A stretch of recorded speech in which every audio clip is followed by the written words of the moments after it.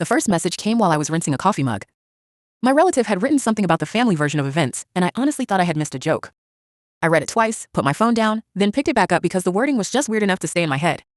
By lunch, people in the family circle had turned it into this little funny thing I was supposed to be relaxed about. I laughed once because everyone else laughed. Then I went back to my apartment and felt annoyed with myself for laughing. I tried normal explanations first. Maybe my relative was awkward. Maybe I had connected two things that did not belong together. Maybe I was tired and being touchy. I wanted the harmless version to be true because it meant I did not have to start a building argument over something that sounded stupid out loud. The problem was the family version of events. Every time I tried to explain it away, that detail sat there like a thumbtack on the floor. Small but somehow always exactly where I wanted to step. By the end of that week, I was not asking whether I was annoyed for no reason. I was asking why the ordinary explanation needed me to skip so many details. It was not one huge thing at first. One day there was a timing issue. Another day there was a comment that sounded a little too prepared. Then there was a silence in the group chat right where a normal answer should have been. My first mistake was trying to figure out everyone's motives. Did my relative mean it? Would people understand if I said something? Was I becoming that person who turns every irritation into a case file? I hated all of those questions, so I went smaller. So I started writing down what actually happened. Not to build a courtroom, and not because I wanted a dramatic ending. I wrote it down because memory gets slippery when other people are confident. The concrete details were the family version of events, and I kept them separate from what I merely felt. Plain things. Things that did not need me to sound wounded in order to matter. What annoyed me was how ordinary the notes looked. If someone had found them, they would not have seen a scandal. They would have seen a list of little mismatches, which somehow made me feel more ridiculous. But that was why I kept them. Real life did not hand me one perfect clue. It gave me a bunch of boring ones and made me decide whether I was going to keep ignoring them. Then one exchange made the old explanation harder to keep. It was not loud. It was not even interesting, honestly. But it gave me a next step. Name the time, name the place, and stop arguing about whether I sounded upset. The next time it came up, I did not try to sound relaxed. I was tired of performing normal over something that was not normal. I asked one direct question. The wording changed depending on the conversation, but the point was simple. Explain this without making me ignore what happened before it. People did not like that question. It gave them less room to pat my shoulder and move on. My relative did not explode. That would have been easier. Instead, they acted disappointed. Disappointment is powerful because it invites you to apologize for asking. I almost did. I could feel the old reflex rising in me, the one that wanted to restore the mood even if restoring it meant betraying my own memory. The pressure became being expected to keep peace with a story that was not true. That was the part that wore me down more than any single incident. The situation kept asking me to choose between being easy to be around and saying what had happened. That is when the private conflict became a family rule I had never agreed to. The problem stopped being an awkward situation and became a test of what everyone in the family circle was willing to keep pretending not to know. The actual moment was awkward and badly lit. Someone had brought grocery bags and left them by their chair. A phone kept buzzing on the table. I remember those things better than whatever brave line I thought I might say. I started with the part nobody could argue with. No speech. No dramatic printout out.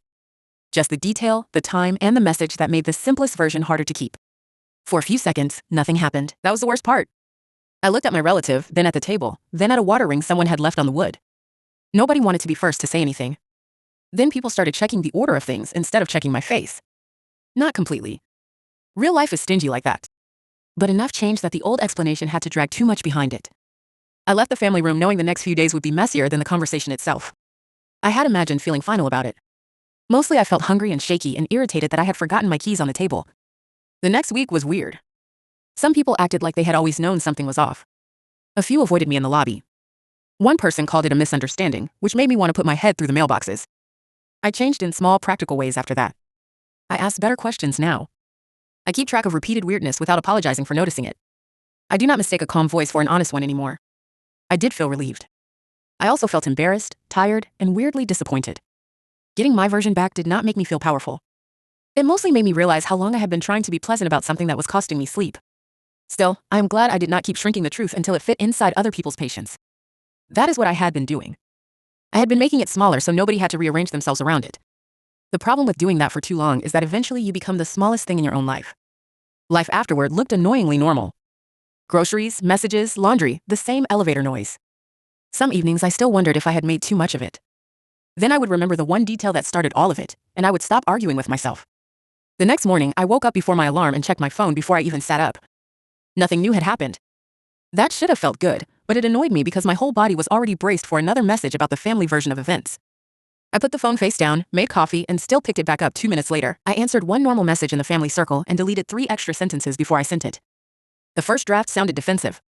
The second sounded like I was trying too hard to be charming. The one I sent was boring on purpose.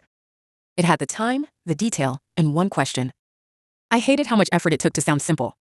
My relative replied with a little joke first. That was the move that kept working on everyone else. Make the strange part funny enough, and people stop asking about the part that is actually bothering you. I almost let it work on me too. I typed hot, erased it, and left the question there. One person messaged me privately after that and said they had noticed the same weirdness. They did not want to say it in the main chat.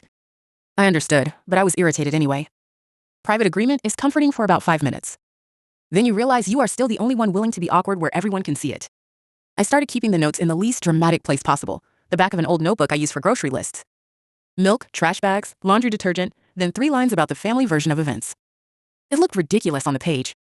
That helped weirdly. Ridiculous things can still be real. There was one afternoon when I almost apologized just to make the day easier. I had the message open. I even wrote, maybe I misunderstood. Then I looked at the earlier messages again and felt my face get hot because I had not misunderstood. I was just tired.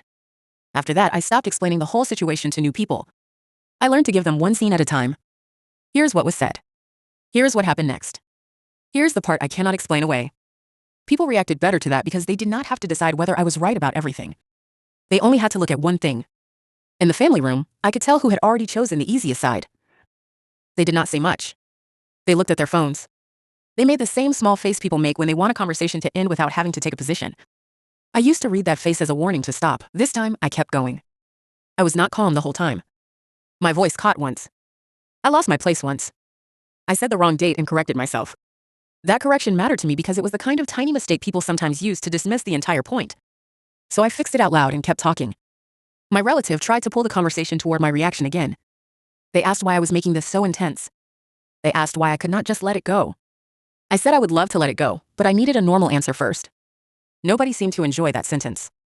What bothered me later was not just what happened. It was how many people waited to see whether I could carry the whole thing by myself. Once the answer became obvious, a few of them found their voices. Before that, they let me be the uncomfortable one. I went home after one of those conversations and burned a frozen pizza because I kept checking my phone. That is the kind of detail that stays with me. Not some grand moment. Just me standing in the kitchen with a blackened edge of cheese, furious at myself for letting the family circle follow me home. A few days later, I ran into my relative in passing and they acted almost normal. That was harder than open hostility. Open hostility would have made me feel sane. Normal forced me to wonder whether I was the only person still carrying the previous week around like a hot pan. So I made myself do something unrelated every night. One night I cleaned the cabinet under the sink. One night I called my cousin and talked about her job for 40 minutes. One night I watched half a movie and understood none of it. It was not healing. It was just refusing to give the situation every hour I had. A few weeks later, I found a note I had written during the worst part of it. It was only 3 lines. I had written the family version of events at the top, then underlined it so hard the pen almost tore the paper. Under that I had written, "Stop making this easier for everyone else than it is for you." I kept that note in my wallet for a while, not because it was wise or dramatic, but because I needed confirmation that I had seen the shape of it before anyone else would admit it was there. When people are confident around you, your own memory starts to feel rude. That little note reminded me that my memory had not been rude. It had been early. I wish I had a cleaner ending, but I do not. Some people moved on too easily. Some people learned the wrong amount. Some people still act like the whole thing was one awkward misunderstanding. I let them. I know the difference between a misunderstanding and a pattern that kept asking me to disappear. For more Reddit-style drama stories, subscribe to Voice It. If you want another one now, choose a story on screen.